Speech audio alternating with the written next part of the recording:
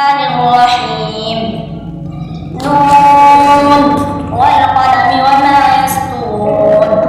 ما أنت بنعمة ربك بمجنون وإن لك لأجرا غير ممنون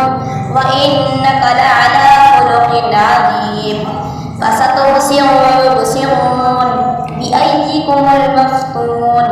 إن ربك هو أعلم بمن ضل عن سبيله وهو أعلم بالمهتدين فلا تطع المكذبين ودوا لو تدهن فيدهنون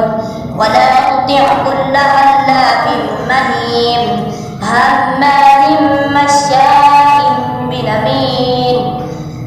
مناع للخير معتد أثيم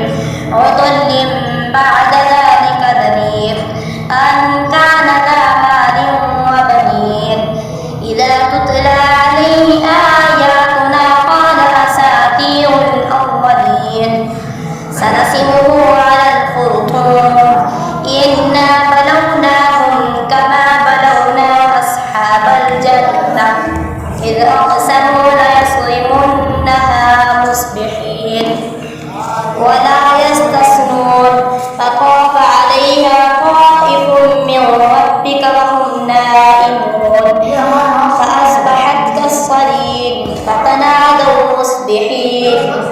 أن اغدوا على حرثكم إن كنتم صارمين فانطلقوا وهم يتخافتون ألا يدخلنها اليوم عليكم مسكين فغدوا على حرد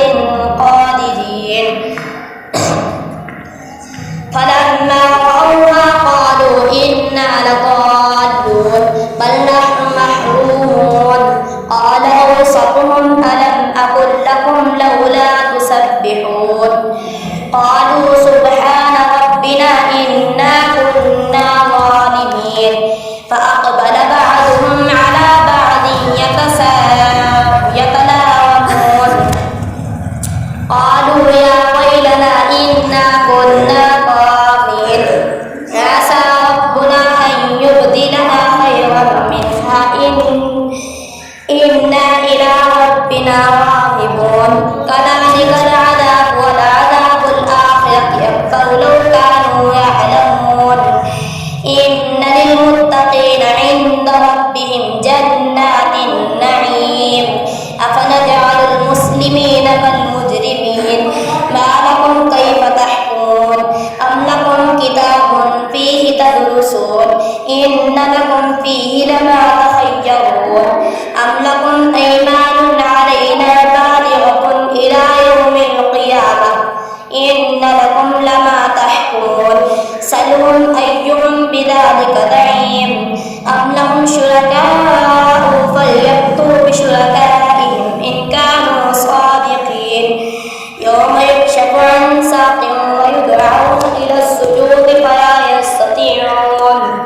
خاشعة أبصارهم ترهقهم ذلة فقد كانوا يدعون إلى السجود وهم سالمون فذرني ومن يكذب بهذا الحديث سنستدرجهم من حيث لا يعلمون فأملي لهم إن كيدي متين أم تسألهم أجرا فهم من مغرم مثقلون